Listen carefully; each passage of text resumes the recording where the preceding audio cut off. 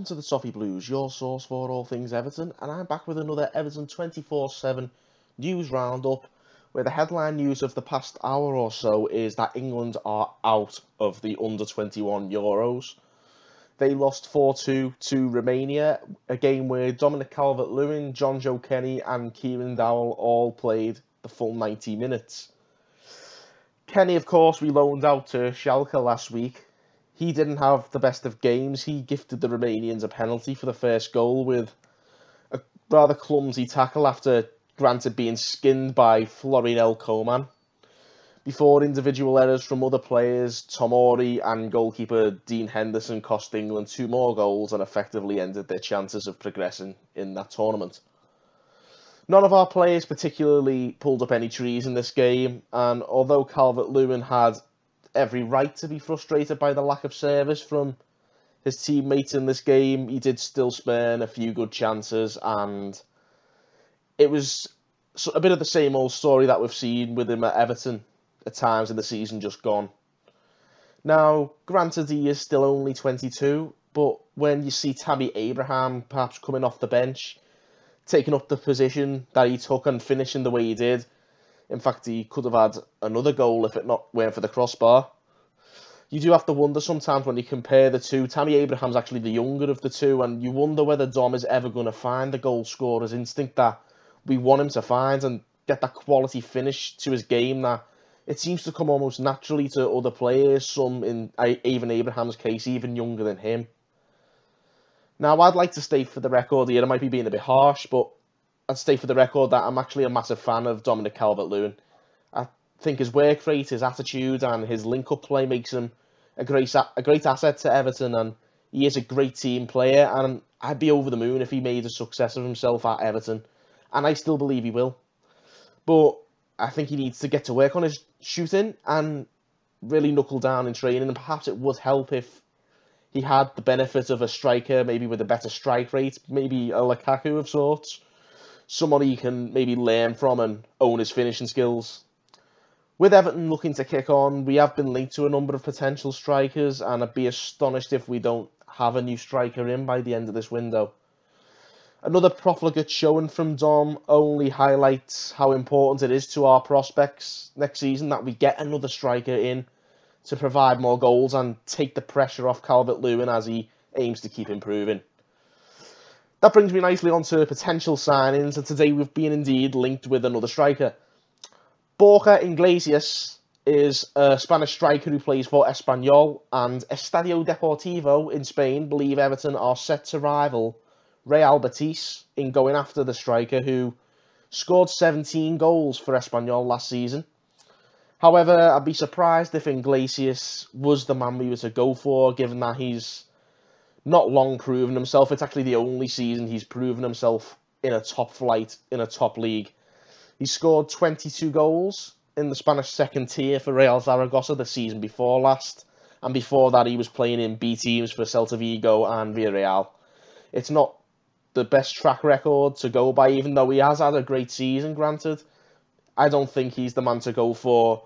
I think the next striker we sign is going to be critical to our progress as a team, and it's unlikely we'd take such a risk at this stage. But, Marcel Brandt is keen to, he's known to throw a curveball or two, so you never know.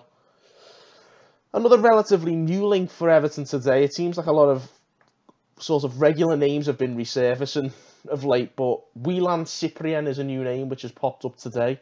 And Yahoo Sport in France believe he is keen to speak to Premier League clubs ahead of a move, and we're a potential destination for the Nice midfielder. Again, I reckon this is a highly unlikely one, given that Andre Gomes is set to seal the deal in the next few days. And on top of that, the number of players we already have in his position is quite large. I can't see another midfielder being thrown in there. So unless perhaps Nice are looking to fill a Morgan Schneiderlin-shaped hole in their team, I can't see Cyprien pulling on an Everton shirt next year. Now, unlike central midfield, the position we're not so strong in is right back. And as I've briefly mentioned a few times this week, we've been after Santiago Arias, the Atletico Madrid right back from Colombia. Now, he's spoken out today about the rumours regarding him potentially leaving Atletico. He says for now that he's just focusing on this Copa America tournament and playing for Colombia. And from an Everton perspective in particular, he says he hasn't spoken to Marcel Brands, of course, his former director of football at PSV. He hasn't spoken to Brands at all over any potential move to Goodison. Finally, on the potential arrivals front is another man from PSV, and a name who was plastered all over the Everton forums this time last year. That man is Hirving Lozano. Just like last year, though, it looks like he won't be coming to Everton, and that's pretty much been confirmed by an Everton scout, the Italian Everton scout, Carlo Giacomuzzi. He's openly stated to radio station Radio Marte in Naples that Everton are not going to be in for him this summer and are pursuing other targets in his position. Those comments may well have come as a result of strong rumours that Napoli themselves could be the club he ends up moving to next. So, make of that what you will. Lozano may well end up wearing blue come the end of this transfer window. It just may well be a slightly lighter shade of it instead.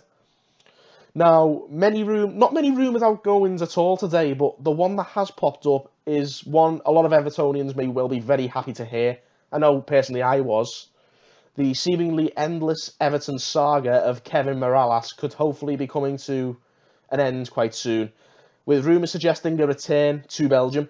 Three of the leading clubs in Belgium, Standard Liège, Anderlecht and Antwerp, have all been linked with a return to Belgium for Mirallas. That's according to a Belgian newspaper called Het Nieuwsblad. Hope I got that right. The only stumbling block with a potential move to Belgium could be that Mirallas is on a hefty salary here at Everton, and it's not a salary that a Belgian club is likely to afford. Unless Mirallas is willing to accept a rather colossal pay cut to move back home, it looks as though we may well be stuck with Mirallas for just a little bit longer.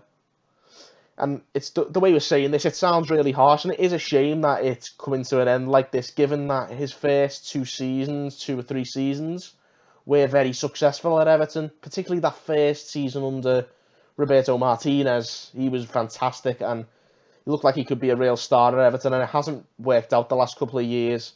It's safe to say that he hasn't made a positive contribution to Everton for quite some time now, certainly the last 2 or 3 years.